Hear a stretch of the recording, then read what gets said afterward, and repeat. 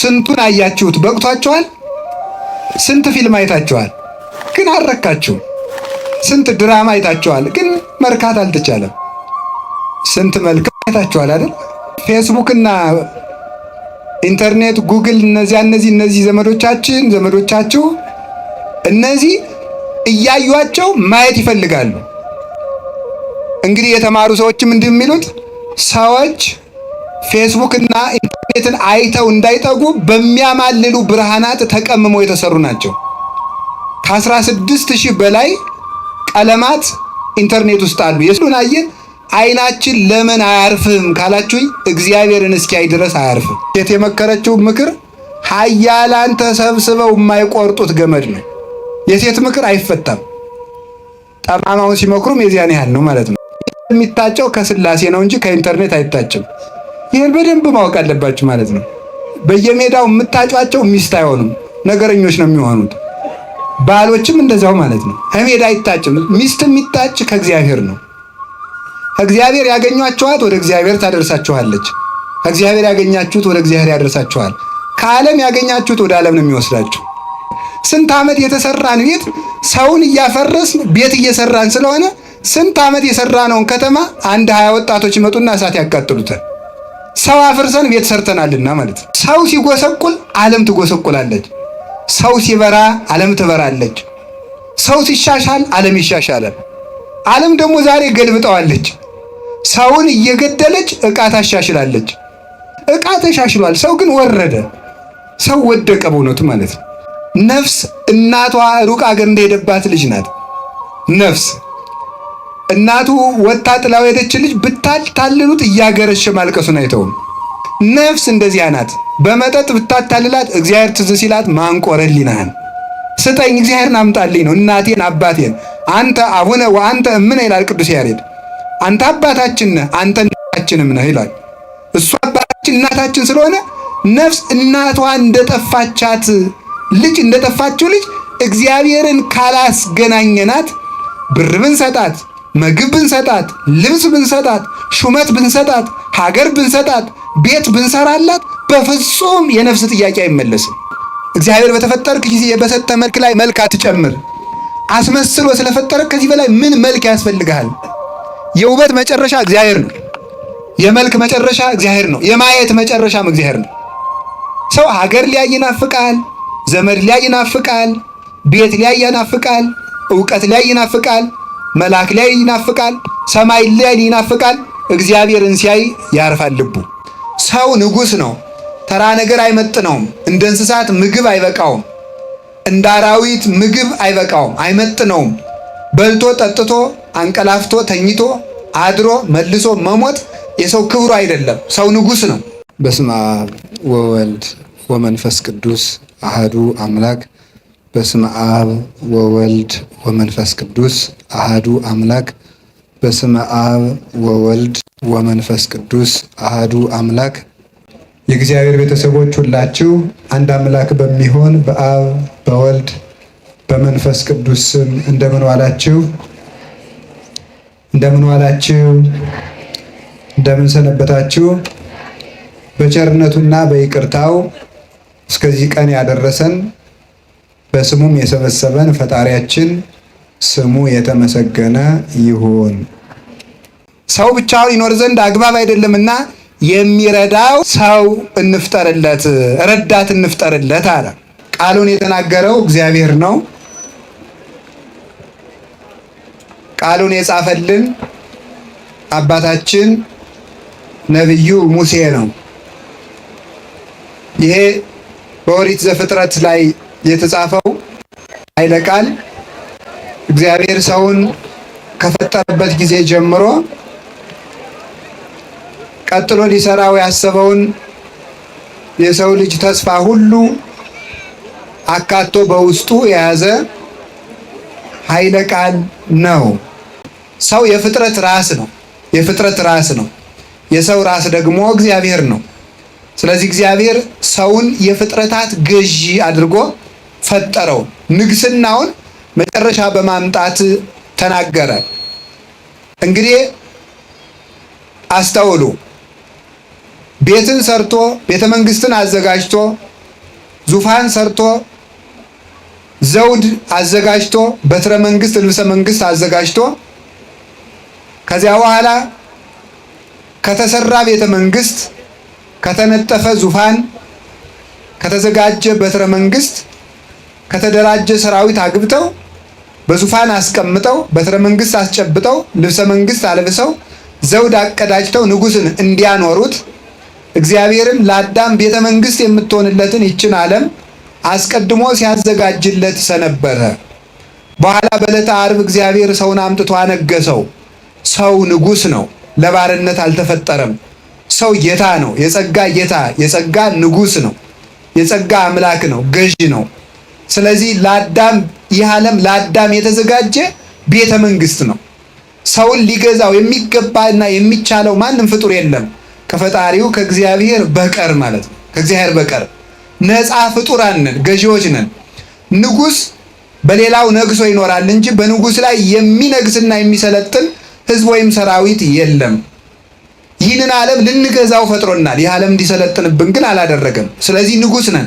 የሰው ልጅ ኃጢአትን የሚጸየፍበት አቅምና ኃይል ብቃት ማግኘት የሚችለው የገዛ ክብሩን ሲያውቅ ነው፣ ሲረዳ ነው።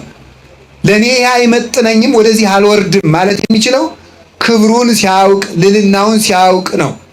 ንጉሱ በተራ ሰፈር፣ በተራ ቤት፣ በተራ ቦታ አይገኙም። ተርታ ጨዋታ አይጫወቱም። ተርታ ምግብ አይቀርብላቸውም። በተርታ ነገር አይታሙም፣ አይገኙም። በከበረ ቤት፣ በከበረ ንግግር፣ በከበረ ኑሮ ይኖራሉ። ክቡር ክቡር ነገር በመስራት ንጉስ ይታወቃል። ሰው ንጉስ ነው። ተራ ነገር አይመጥነውም። እንደ እንስሳት ምግብ አይበቃውም። እንደ አራዊት ምግብ አይበቃውም፣ አይመጥነውም። በልቶ ጠጥቶ አንቀላፍቶ ተኝቶ አድሮ መልሶ መሞት የሰው ክብሩ አይደለም። ሰው ንጉስ ነው። ከዚያስ ምን አደረገ? ሰው የእግዚአብሔር ወዳጅ ነው። አርከ እግዚአብሔር ነው። አስቀድሞ እግዚአብሔር ሰው ለወዳጁ ድግስ ሲደግስ የለፋበትን ቆላ ወርዶ ደጋ ወጥቶ የለፋበትን ነገር ወዳጁን ጠርቶ በሞት ይብላልኝ በሞት ይጠጣልኝ ብሎ ይመግበዋል። እግዚአብሔር ለወዳጁ ለአዳም 6 ቀን ደገሰ። ያውም በካሌ ሁሉ በቅዱስ እግዚአብሔር በእግዚአብሔር እጅ ይህ ዓለም ለእኛ የተደገሰ ድግሶች ነው። የገዛ ራሳችን ካላስራብን በስተቀር ዓለም ሁሉ ለእኛ ምግብ ይሰጣል። ጨረቃ ብርሃኗን ትመግባለች፣ ፀሐይ ሙቀቱን ይመግባል፣ ከዋክብት ይመግባሉ፣ ጽጌያት መዓዛቸውን ይመግባሉ፣ አዝርዕት ፍሬያቸውን ይመግባሉ፣ ደመና ዝናሙን ይመግባል፣ ውሃው ይመግባል፣ ጤዛው ሁሉ ጠልን ይመግባል፣ በረዶ ይመግባል፣ እንስሳት አራዊት ወጥተው ወርደው ታዘው ይመግባሉ። የሰውን ልጅ መብረቁ ይመግባል። መብረቅ ብልጭ ባለ ጊዜ አርግዘው የነበሩ እጽዋት የሰው ሲደነግጥ በእጁ የያዘውን ዕቃ እንደሚጥለው ሁሉ እጽዋት ይፈነድቃሉ፣ ያብባሉ። መብረቁ ለእኛ ጥቅም የተፈጠረ ነው። መላእክት እኛን ይመግባሉ። ወጥተው ወርደው ድካም ሳይኖርባቸው ከነፋስ በፈጠነ ፍጥነት ከእሳት ይልቅ በረቀቀ ኃይልና ግርማ ቅዱሳን መላእክት እኛን ይጠብቃሉ። ታውቃላችሁ፣ እንስሳት መደሰት አይችሉም፣ መጥገብ ነው የሚችሉት። ደስታ ለሰው ልጅ የተሰጠ ጸጋ ነው። እንስሳት አይደሰቱም። ሰጣቸው ምግብ ምንሰጣቸው ይጠግባሉ እንጂ አይደሰቱም። ደስታ የሰው ልጅ ጸጋ ነው። አንክሮ የሰው ልጅ ጸጋ ነው። እንስሳት አያደንቁም። ማድነቅ ተሰጥቶናል፣ መመርመር ተሰጥቶናል፣ ማወቅ ተሰጥቶናል። ሰው ማለት በነገራችሁ ላይ ሰው ማለት የከበረ ባህሪ ማለት ነው። የከበረ ባህሪ፣ የከበረ አካል ማለት ነው። ይገባችኋል? ለእናንተ እንግዳ አይሆንባችሁም አይደል? አይደል? አዎ፣ ጥሩ ነው። ሊቃውንቱን አላልኩም እናንተን ነው። ይገባችኋል አይደል? ምኑ ነው የሚገባችሁ? ከገባችሁ ትምህርቱን ላቁም ማለት ነው። ስለዚህ ሰው ማለት የከበረ ባህሪ ነው ብለናል። ምንድነው የከበረ ባህሪ ማለት? የከበረ አካል ማለት ነው። አካል ማለት ዘያክል በቂ ማለት ነው። በቂ ለማየት የሚበቃ ዓይን፣ ለመስማት የሚበቃ ጆሮ፣ ለመጨበጥ የሚበቃ እጅ፣ ለመዳሰስ የሚበቃ እግር፣ ለማሰብ የሚበቃ ልብ፣ ለማሰላሰል የሚችል ሕሊና፣ በቂ ፍጡር ማለት ነው። አካል ማለት በቂ ማለት ነው። ስለዚህ የሰው ልጅ በቂ ነው፣ ውብ ነው። እግዚአብሔርን ከመምሰል በላይ መልክ ስለሌለ የሰው ልጅ በቂ ውብ ነው። እንዲያውም ሰሎሞን ምን ይናገራል? እኔ በምድር ላይ ይላል እግዚአብሔር ሰዎችን መልካም አድርጎ እንደፈጠራቸው በምድር ላይ ያየሁት መልካም ነገር ይህ ብቻ ነው ይላል። የእግዚአብሔር መልክ ነው ውብ። ኢትወስክ ህብረ በዲበ ህብርከ ዘወሀበከ እግዚአብሔር አመ ፍጥረትከ ያሉት ለዚህ ነው። እግዚአብሔር በተፈጠርክ ጊዜ በሰጠ መልክ ላይ መልክ አትጨምር። አስመስሎ ስለፈጠረ ከዚህ በላይ ምን መልክ ያስፈልግሃል? የውበት መጨረሻ እግዚአብሔር ነው። የመልክ መጨረሻ እግዚአብሔር ነው። የማየት መጨረሻም እግዚአብሔር ነው። ሰው ሀገር ሊያይ ይናፍቃል፣ ዘመድ ሊያይ ይናፍቃል፣ ቤት ሊያይ ይናፍቃል፣ ዕውቀት ሊያይ ይናፍቃል፣ መልአክ ሊያይ ይናፍቃል፣ ሰማይ ሊያይ ይናፍቃል። እግዚአብሔርን ሲያይ ያርፋል ልቡ። የማየት መጨረሻ የማየት ጥጋብ እግዚአብሔርን ማየት ነው። እስመ ዘበኀቤከ ያርፍ ነጽሮተ ኩሉ ነባብያን የአይኳታያን መላእክት የነባቢያን የደቂቀ አዳም ሁሉ ህሊና አንተን አይቶ ይጨርሳል። እግዚአብሔርን አይቶ አይን ያርፋል። አይን የሚያርፈው እግዚአብሔርን ሲያይ ነው። ለዚህ እኮ ነው አይተን የማይበቃል አይደል? ወጣቶች ስንቱን አያችሁት? በቅቷቸዋል? ስንት ፊልም አይታችኋል? ግን አልረካችሁም። ስንት ድራማ አይታችኋል? ግን መርካት አልተቻለም። ስንት መልክ አይታችኋል አይደል? አላያችሁም? ግን ጠግባችኋል። ነገም ማየት ትፈልጋለች። በጣም እኮ የሚያደንቀው በተለይ ፌስቡክ እና ኢንተርኔት፣ ጉግል እነዚህ ዘመዶቻችሁ እነዚህ እያዩቸው ማየት ይፈልጋሉ። እንግዲህ የተማሩ ሰዎችም እንዲህ የሚሉት ሰዎች ፌስቡክ እና ኢንተርኔትን አይተው እንዳይጠጉ በሚያማልሉ ብርሃናት ተቀምመው የተሰሩ ናቸው። ከ16,000 በላይ ቀለማት ኢንተርኔት ውስጥ አሉ። የስሉን አየን። አይናችን ለምን አያርፍም ካላችሁኝ እግዚአብሔርን እስኪያይ ድረስ አያርፍም። እሱን ሲያይ ግን ያርፋል። ንዑን ራእዮ ለወልደ መንክራት ድንቅን የሚያደርግ ወልደ እግዚአብሔር ክርስቶስን ኑንየው ይላል አረጋዊ መንፈሳዊ።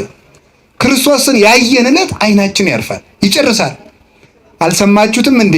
ስምዖን አረጋዊ ያለውን ይዜ ትስዕሮ ለገብርከ ባሪያህን ዛሬ ታሰናብተዋለህ። እስመ ርዕየ አዕይንቴ አድኅኖተከ አይኖቼ ማዳንህን አይተዋልና በቃኝ። አንተን ከማየት ወዲያ እድሜ ስለምን መኖር ስለምን ክርስቶስን ከማግኘት ወዲያ ምን ያሻል? ምንም። በሱ ሁሉ ስላለ ማለት ነው። ክርስቶስን አይቶ አይን ያርፋል።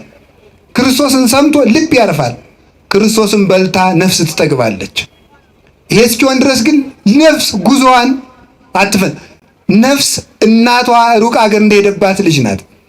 ነፍስ እናቱ ወጣ ጥላው ሄደች ልጅ ብታልሉት እያገረሸ ማልቀሱን አይተውም። እንካ ዳቦ ጎሽ ብለን ብንሰጠው ትንሽ ቆይና እናቱን ሲያስታውስ ማልቀስ። ጎሽ አይዞ ይችን ሻይ ጠጣ እናቱ ትዝ ስትለው ማልቀስ። እንካ ይችን ቀለበት ያዛትና ተጫዋት ጎሽ ትመጣላለች። ደግሞ እናቱን ሲያስታውስ ማልቀስ። ነፍስ እንደዚያ ናት። በመጠጥ ብታታልላት እግዚአብሔር ትዝ ሲላት ማንቆር ሕሊናህን ስጠኝ እግዚአብሔርን አምጣልኝ ነው። እናቴን አባቴን አንተ አቡነ ወአንተ እምነ ይላል ቅዱስ ያሬድ። አንተ አባታችን ነህ አንተ እናታችንም ነህ ይላል። እሱ አባታችን እናታችን ስለሆነ ነፍስ እናቷ እንደጠፋቻት ልጅ እንደጠፋችው ልጅ እግዚአብሔርን ካላስገናኘናት ብር ብንሰጣት፣ ምግብ ብንሰጣት፣ ልብስ ብንሰጣት፣ ሹመት ብንሰጣት፣ ሀገር ብንሰጣት፣ ቤት ብንሰራላት በፍጹም የነፍስ ጥያቄ አይመለስም። ሕሊናችን ስለዚህ ምን አያገኝም? እረፍት አያገኝም ማለት ነው። እግዚአብሔርን ስናይ ግን ነፍሳችን ማረፍ ይጀምራል። እግዚአብሔርን ማሰብ ልብን ጸጥ ያደርገዋል። ተዘከርክዎ ለእግዚአብሔር እንዲህ ነው ወተፈሳይኩ እግዚአብሔርን አሰብኩት ደስ አለኝ ይላል ቅዱስ ዳዊት። እግዚአብሔርን ማሰብ በራሱ ደስታን ይሰጣል። ፍስሐ ኩሉ ዓለም ስለሆነ እሱ ደስታን የሚሰጥ እሱ ስለሆነ ራሱም ደስታ ስለሆነ ማለት እንዲያውም እኮ ሃይማኖት የሌላቸውን ፈላስፎችና ሳይንቲስቶችን እግዚአብሔር ለመኖሩ የምንረካቸው የሰው ደስታ ለምን አያልቅም ብለን ነው። የሰው ደስታ የማያልቀው ደስታ የሚሆን ሌላ የሆነ ኃይል ስላለ ነው። ያም ሕያው እግዚአብሔር ነው። ለዚህ ነው ቅዱስ ጳውሎስ እብለክሙ ተፈስሑ ዘልፈ በክርስቶስ እላችኋለሁ ሁልጊዜ በክርስቶስ ደስ ይበላችሁ ይላል። ስለዚህ የሰው ልጅ የተፈጥሮ ክብሩ እግዚአብሔራዊነት ነው። እንዲህ አድርጎ ፈጥሮ መጨረሻ ላይ በምድር ላይ ሰውን እግዚአብሔር ራሱ ይገርማል እኮ ሰውን ፈጠረና አረፈ። ይገርማል። እግዚአብሔር ምን አድርጎ አረፈ ብትሉ ሰው ፈጥሮ አረፈ። ሰው ሲገኝ እግዚአብሔር ራሱ አልፏል። አሁን ዛሬ ማረፍ ያቃተን እኮ ሰው አተን ነው። ሰው ብናገኝ እናርፋለን። እግዚአብሔር ሰውን ሲፈጥር ቅዳሜ አረፈ። በቃ ሰው ሲገኝ እረፍት ይመጣል። የፍጥረት ክብር የሆነ የሰው ልጅ ሲገኝ ሰውን ፈጠረ፣ አረፈ። ለዚህች ዓለም ክብሯ እንስሳት አራዊት አይደሉም። ለዚህች ዓለም ክብሯ ሰው ነው። ደመና አይደለም፣ አበባ አይደለም፣ ኮከብ አይደለም፣ ጨረቃ አይደለም፣ ፀሐይ አይደለም፣ ምድር አይደለም፣ ጠፈር አይደለም። ለዚህ ዓለም ክብሩ ሰው ነው። ሰው ሲጎሰቁል ዓለም ትጎሰቁላለች። ሰው ሲበራ ዓለም ትበራለች። ሰው ሲሻሻል ዓለም ይሻሻላል። ዓለም ደግሞ ዛሬ ገልብጠዋለች። ሰውን እየገደለች ዕቃ ታሻሽላለች።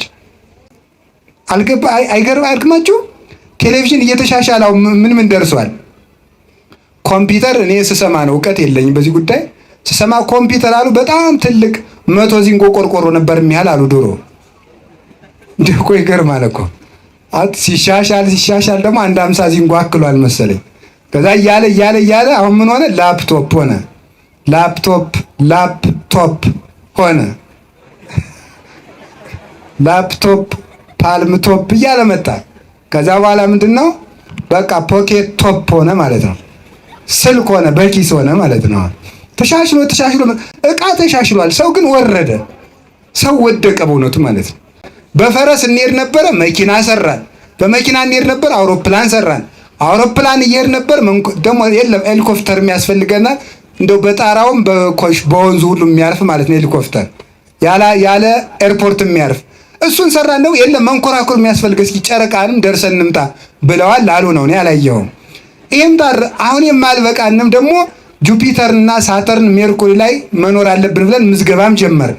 ይሁን አሁን ይሄ ሁሉ አደረግን። ሰው ግን ወደቀ። ሰው ጠላል። ሰውን ያህል ክቡር ፍጥረት ማለት ነው። ሰውን ብናሻሽል ኑሮ ግን ዕቃውን በአግባቡ መጠቀም እንችል ነበር። ስንት ዓመት የተሰራን ቤት ሰውን እያፈረስን ቤት እየሰራን ስለሆነ ስንት ዓመት የሰራነውን ከተማ 20 ወጣቶች ይመጡና እሳት ያቃጥሉታል። ሰው አፍርሰን ቤት ሰርተናልና ማለት ነው። ሰው አፍርሰን ቤት እየሰራን ስለሆነ፣ እግዚአብሔር ግን ሰው ሰራ። ሰው ሲሰራ ሰው ነበር ዓለምን የሚያኖራል። የሚታጨው ከስላሴ ነው እንጂ ከኢንተርኔት አይታጭም። ይህን በደንብ ማወቅ አለባችሁ ማለት ነው። በየሜዳው የምታጯቸው ሚስት አይሆኑም፣ ነገረኞች ነው የሚሆኑት። ባሎችም እንደዛው ማለት ነው። ከሜዳ አይታጭም። ሚስት የሚታጭ ከእግዚአብሔር ነው። ከእግዚአብሔር ያገኟቸዋት ወደ እግዚአብሔር ታደርሳችኋለች። ከእግዚአብሔር ያገኛችሁት ወደ እግዚአብሔር ያደርሳችኋል። ከዓለም ያገኛችሁት ወደ ዓለም ነው የሚወስዳችሁ። ሴት የመከረችው ምክር ኃያላን ተሰብስበው የማይቆርጡት ገመድ ነው። የሴት ምክር አይፈታም። ጠማማውን ሲመክሩም የዚያን ያህል ነው ማለት ነው። ስለዚህ የሰው ልጅ ማግባት እግዚአብሔር ወዶ ፈቅዶ ለሰው ልጅ የሰጠው ጸጋ አንዱ ምንድነው ሲባል ጋብቻ ነው። በጽድቅ ትረዳለች። ሰው እንዲጸድቅ ባሏን ታግዘዋለች፣ በስጋ ታግዘዋለች፣ በአይምሮ ታግዘዋለች፣ አብሮ በመኖር ታግዘዋለች፣ እንግዳ በመሸኘት ታግዘዋለች፣ የጽድቅ ኃይል ትሆነዋለች። ይሄንን አድርጎ እግዚአብሔር ባርኮ ቀድሶ ትዳርን ሰጠ። ትዳር የረከሰ አይደለም። ትዳር ባይኖር ኑሮ ክርስቶስ ራሱ አይገኝም ነበረ። ለምን ሲባል ከትዳር ድንግል ማርያም ባትወለድ ከድንግል ክርስቶስ ባልተወለደ ነበረ። ስለዚህ ትዳር ክርስቶስ እንኳን እንዲወለድ ምክንያት የሆነ ቅዱስ የእግዚአብሔር ሰዎች ወደ እግዚአብሔር የሚሄዱበት መስመር ነው። ክቡር አውስቦ በኩሌ ወለምስካቦ ሙኒ አልወቱ ስበት፣ ጋብቻ ክቡር ነው፣ መኝታውም ርኩሰት የለበትም ብሎ ቅዱስ ጳውሎስ እንደተናገረ እግዚአብሔር የሰጠው ትልቁ ጸጋ ሀብት ጋብቻ ነው። ይህ ዓለም አሁን እንደምታዩት እየረከሰ እየጎሰቆለ እየወደቀ እየጠፋ ያመጣ አንዱ ትዳርን በማቃለሉ ነው። ለወንድ የሴት ክብር፣ ለሴት የወንድ ክብር እየቀለለ በመምጣቱና አብሮ መኖር ቅድስና መሆኑን በመርሳት እንደ ኑሮ መረዳጃ፣ እንደ መተጋገዣ ማህበር፣ እንደ እድር ማህበር አዋተው እንደሚኖሩ ጓደኛሞች እንደ ፍላጎት ማስፈጸሚያ ስለቆጠረው የሰው ልጅ ትዳር በመቅለሉ የተከበሩ ሰዎችም አልገኝ አሉ፣ የተወደዱ መሪዎችም አልመጣ ያሉ፣ አይምሯቸውን የገዙ ወጣቶች አልመጣ ያሉ፣ አይምሯቸውን የገዙ ነጋዴዎች አልመጣ ያሉ፣ አይምሯቸውን የገዙ አስተዳዳሪዎች የማይመጡት ትዳር ከመቅለሉ የተነሳ ነው።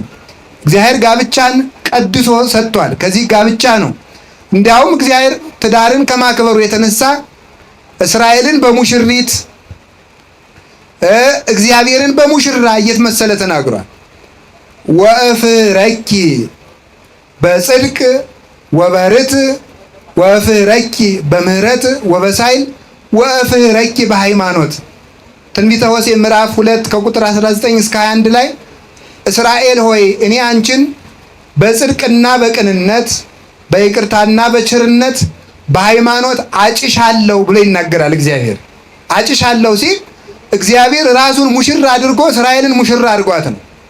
ስለዚህ እግዚአብሔር ትዳርን ከማክበሩ የተነሳ ራሱን እንኳን የጋብቻው አምሳል አድርጎ ሲጠራ አላፈረበትም።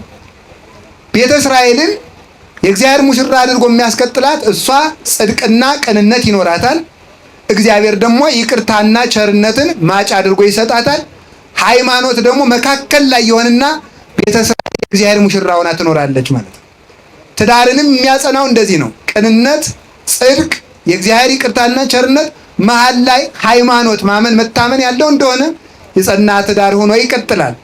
በዚህ እግዚአብሔር መስሎበታል። ከማክበሩም የተነሳ እግዚአብሔር ትዳርን ከማክበሩ የተነሳ ምን አድርጓል? የመለኮትና የትስብእት ምሳሌ አድርጎ የድንግል ማርያምና የእግዚአብሔር ቃል ምሳሌ አድርጎ ተናግሯል። መለኮትና ትስብእት የጌታችን የመድኃኒታችን ኢየሱስ ክርስቶስ የገለጡ ባህሪና ከእመቤታችን ሰው መሆኑ እመቤታችንን ለአምላክ እናትነት በቅዱስ ገብርኤል ሲመርጣት እሷን በሙሽራ መስሎ በሙሽሪት መስሎ ራሱን ደግሞ ቃል በሙሽራ መስሏል። ለዚህ ነው አባ ጊዮርጊስ በድርሰቱ ሲናገር ለአብ መራቱ ለወልድ ወላዲቱ ወለመንፈስ ቅዱስ ጽርሐ ቤቱ ብሎ የተናገረ። ለአብ መራቱ ያሰኛት ያ ሙሽራ ያሰኛት ለልጁ ያጫት ሙሽራ ማለት ነው። በሌላ መጽሐፍ ድርሰቱ ደግሞ ሲናገር ሚናታል ኦ መራት ዘመንፈስ ዋኮ መራት ዘስጋ፣ አንቺ የመንፈስ ቅዱስ ሙሽራ ነሽ እንጂ የስጋ ሙሽራ አይደለሽም፣ በምድራዊ ጌጥ ያጌጥሽም አይደለሽም ብሎ የመንፈስ ቅዱስ ሙሽራ አድርጓታል። ኒ አቤንቲያየ ሰናይት ርግቤ ብሎ ተናግሯል። እህቴ ሙሽራይ ወደ እኔ ነይ እያለ ለሙሽርነት አጭቶ የድንግል ማርያምና የቃል ምሳሌ አድርጎ እንደገና ደግሞ ምን አድርጎ አጭታው የቅዱስ ገብርኤል ምሳሌ ሆኖ ቅዱስ ገብርኤል አጭታ እመቤታችን ሙሽሪት ቃል ከሷ ስጋን የነሳባት የመንፈስ ቅዱስ ሙሽራ ለዚያውም መላእክት ሚዜ የሆኑላት በመንፈስ ቅዱስ የታጠረች በመንፈስ ቅዱስ እሳትነት የታጠረች ሙሽራ አድርጎ አዘጋጅቶ የተጠለጠፈች የተጎዘጎዘች ነውር ነቀፋ የሌለባት በሀብተ መንፈስ ቅዱስ የቀበለች መርገመ አዳም ወሔዋን ያላረፈባት የተባረከች ምድር አድርጎ ለሙሽርነት አጭቷታል። ለዚህ ክብር አክብሮ ትዳርን ምሳሌ አድርጎ ማን ተናግሯል? ራሱ እግዚአብሔር ምሳሌ አድርጎታል። ሌላ ደግሞ ከፍ ሲል ምን አድርጎታል? የመለኮትና የትስብእት ተዋሂዶ ምሳሌ አድርጎ ተናግሯል። ባልና ሚስት መፋታት እንዳይችሉ ክርስቶስም ከድንግል ማርያም በረድኤት አይለይም። ሽቱ ከሽቱ ሙዳይ እንደማይለይ ክርስቶስ ከተወለደ በኋላ ከእናቱ ረድኤቱን አላራቀም። ስንኳንስ ከእናቱ ከሐዋርያት እንኳን እስከ ዓለም ፍጻሜ ድረስ ከእናንተ ጋር ነኝ ብሎ ጌታችን ኢየሱስ ክርስቶስ ቃል ገብቶላቸዋል። ስለዚህ ከእመቤታችንም አይለይም። መለኮትና ትስብእት ተዋህደዋል። መለኮት የሚባለው ቃል ከአብ ከመንፈስ ቅዱስ ዘንድ የመጣው ቃል መለኮታዊ ባህሪ ያለው ያ ቃል ከድንግል የነሳውን ስጋ በሙሽሪት እሱም በሙሽራ መስሎ አዋህዶታል። ስለዚህ ክርስቶስ ምን ተባለ? መራዊ ሀለ ቤተ ክርስቲያን ይለዋል። ሄሬኔዎስ የሚባል የቤተ ክርስቲያናችን ሊቅ ሃይማኖተ አበው ምዕራፍ 7 ላይ ሲናገር የቤተ ክርስቲያን ሙሽራዋ ይለዋል። ማንን? ክርስቶስን። ስለዚህ ቅዱስ ስጋውና ክቡር የክርስቶስ አካላዊ ቃሉና ስጋዊ አካሉ እነዚህ የተዋህዱበት ምስጢር ሰርግ ተብሏል። የክርስቶስ ሰርጉ መቼ ነው ሲባል ተዋሂዶ የተፈጸመበት መጋቢት 29 ቀን የተጸነሰበት ቀን ያ የሙሽርነት ቀን ነው። ይህንን የዚህ ምሳሌ አድርጎታል። ሰው ባልና ሚስት አብረው ሲኖሩ ቢፋቱ መለኮትና ትስብእት እንደተነጣጠሉ እንደተለያዩ እንደ ካደ ይቆጠርበታል። ይህንን ነው የዚህ ምሳሌ አድርጎ ክርስቶስ ጋብቻን ያከበረው በዚህ ምስጢር አድርጎ ነው። ሶስተኛ ጌታችን መድኃኒታችን ኢየሱስ ክርስቶስ ራሱን ተመልከቱ፣ ራሱን በሙሽራ ቤተክርስቲያንን በሙሽሪት መስሎ ተናግሯል። የኤፌሶን ምዕራፍ 5 ቁጥር 25 ላይ ሲናገር ቅዱስ ጳውሎስ እኔ ጋብቻን ስለ ክርስቶስና ስለ ቤተክርስቲያን ምስጢር እለዋለሁ ብሎ እንደተናገረ ጋብቻን የክርስቶስና የቤተ ክርስቲያን ምሳሌ ከሙሽራውና ሙሽሪት አንዱ ነው እንደሚኖሩ ቤተ ክርስቲያንና ክርስቶስ ተዋህዶ ይኖራሉ። ለባል አንድ ሚስት ትኖረዋለች፣ ለክርስቶስ አንድ ቤተ ክርስቲያን አለችው። ለሚስት አንድ ባል ይኖራታል፣ ለቤተ ክርስቲያን አንድ አምላክ ኢየሱስ ክርስቶስ ሙሽራ አላት። ከሷ በቀር ሙሽራ የላትም። ማን? ከክርስቶስ በቀር ማን? ቤተ ክርስቲያን ሙሽራዋ ነው ማለት ሌላ የምታመልከው አንዳች የለ ማለት ነው። እንዲያውም ልንገራችሁ፣ ቅዱስ ዮሐንስ መጥምቅ የጫማውን ማሰሪያ ልፈታ አይገባኝም ያለው የጫማን ጫማ ማድረግ የሙሽራነት ምልክት ነው። የጫማውን ማሰሪያ ልፈታ የማይቻለኝ ማለት የቤተ ክርስቲያን ሙሽራዋ ልሆን የማይቻለኝ ማለት ነው። የቤተ ክርስቲያን ሙሽራዋ ማን ነው? ኢየሱስ ክርስቶስ ነው። ከየት ነው የተሞሸሩት? በዕለተ ዓርብ ነው። በዕለተ ዓርብ ልክ የልያ ልጅ ሮቤል እሸት ከሜዳ አምጥቶ ሰጣት። ያንን እሸት ራሔል ስጭኝ አለቻት። ራሔል ስጪ ስትላት ምን አለች? ባልሽ ከኔ ጋር እንዲያድር ፍቀጅና ሰጥሻለሁ አለቻት። ያዕቆብን ነው። እሺ አለች። ያዕቆብን እደር አለችውና የልያ ልጅ ሮቤል ያመጣውን እሸት ለራሔል ሰጥታ ያዕቆብ ከልያ ጋር አንድ ሆነ። የዛን ጊዜ የተጸነሰው ልጅ ይሳኮር ተባለ። ይሳኮር ማለት አስቤ ማለት ነው። አስቤ ማለት ዋጋዬ ማለት ነው። ስለዚህ ወበከመ እጸኮል ዛይተዋ ሮቤል ለልያ እሙ ይላል። ተመልከቱ። በዚያን ጊዜ ሮቤል ከሜዳ እሸት አምጥቶ ለልያ ሰጥቷት ያንን ለራሔል ሰጥታት። የዚያን ጊዜ ያዕቆብ ከሷ ጋር አንድ ሆኖ ይሳኮር የሚባል ልጅ እንደጸነሰች፣ ይሳኮር ማለት ዋጋዬ በእሸት የገዛው ልጄ ማለት እንደሆነ ሁሉ እንደዚሁም ሁሉ ከማሁ በአስበ ደመ ፍሬ ከርስኪ ዛጸርዎ ዕብራውያን በሊቶስጥሮስ መካን ተጸንሱ ማይምናን እምቤተ ክርስቲያን ቅድስት ዘተመርአዋ ወልድኪ። ልክ እንደዚህ ሁሉ ከአንቺ ማኅፀንሽ በተገኘው የማኅፀንሽ ፍሬ በሆነው በጌታችን በመድኃኒታችን በኢየሱስ ክርስቶስ የደም ዋጋ ምዕመናን ከቤተ ክርስቲያን ማኅፀን በቀራንዮ ተጸንሰው ተወለዱ። ወሩካቤሆሙኒ ሰሚዐ ወንጌል ቅዱስ። ባልና ሚስት አንድ ሆነው ልጅ እንዲወልዱ ቤተ ክርስቲያንና ክርስቶስ ደግሞ በወንጌል ማኅፀንነት አንዱ ነው ይኖራሉ። ይህንን አንድ የሚያደርጋቸው ማኅፀን ምንድነው? ወንጌል ነው። ባል ለሚስቱ ጥሎሽ ይጥላል። ክርስቶስ ለቤተ ክርስቲያን ደሙን ጥሎላታል። ለዚህ ነው ቅዱስ ያሬድ የክርስቶስን ደም ሕጽሐ ለቤተ ክርስቲያን የሚለው። የክርስቶስ የቤተ ክርስቲያን ማጫዋ፣ ዋጋዋ፣ ጥሎሿ፣ መታጫዋ ምንድን ነው ከተባለ የክርስቶስ ደም ነው። ለዚህ ነው ቅዱስ ጳውሎስ ወአንዘ ፈሐርኩክሙ ለአሐዱ ምት እኔ እንደ ንጹሕ ድንግል እንደ ንጽሕት ድንግል ለአንድ ሙሽራ አጫችኋለሁ፣ ያም ሙሽራ ኢየሱስ ክርስቶስ ነው ይላል። ቅዱስ ኤፍሬም ምን ይላል? ሙሽሪቱን ወይም ሙሽራይቱን አንድስ ባል ሚስት አግብቶ ያችን ሚስቱን ሌላ ወንድ ቢመኝበት እንደሚቀና ሁሉ እግዚአብሔር ምዕመናን የእሱ ሙሽሮች ናቸውና አጋንንት በእነሱ ላይ ሲያድሩ ቀናተኛ አምላክ ነው። እግዚአብሔር ለሙሴ ሲነግረው እኔ ቀናተኛ አምላክ ነኝ ለምን አለ? ቀናተኛ አምላክ ነኝ ያለ ባል በሚስቱ እንዲቀና ለሌላ ወንድ እንድትሆን እንደማይፈልግ ሁሉ እግዚአብሔር ምዕመናን የዲያብሎስ ማደሪያ ሲሆኑ ዓይናቸውን፣ ጆሮአቸውን፣ እግራቸውን፣ እጃቸውን፣ ሰውነታቸውን፣ ልባቸውን ሁሉ ለዲያብሎስ ተጨልጠው ገርኝተው ሲሰጡት እግዚአብሔር ይቀናል። ስለዚህ ቅዱስ ኤፍሬም ምን ይላል? አቤቱ ጌታዬ ኢየሱስ ክርስቶስ ሆይ ያንተ ሙሽራ አድርገህ በደም አጥበኛል አንጽተኛልና ዲያብሎስ የእሱ ሙሽራ እንዳያደርገኝ አንተ በእኔ ላይ ቅና ይላል። ቅናና ከዲያብሎስ አላቀኝ ብሎ ይናገራል። ስለዚህ ለዛሬ ያሰብኩት ርዕስ የሚጠቀለል አይደለም። ሁላችንም የክርስቶስ ሙሽሮች ነን። ከዲያብሎስ ቁራኝነት እንዲያላቅቀን ቅዱስ ፈቃዱ ይሁንልን። ይቆየን። ወስብሐት ለእግዚአብሔር።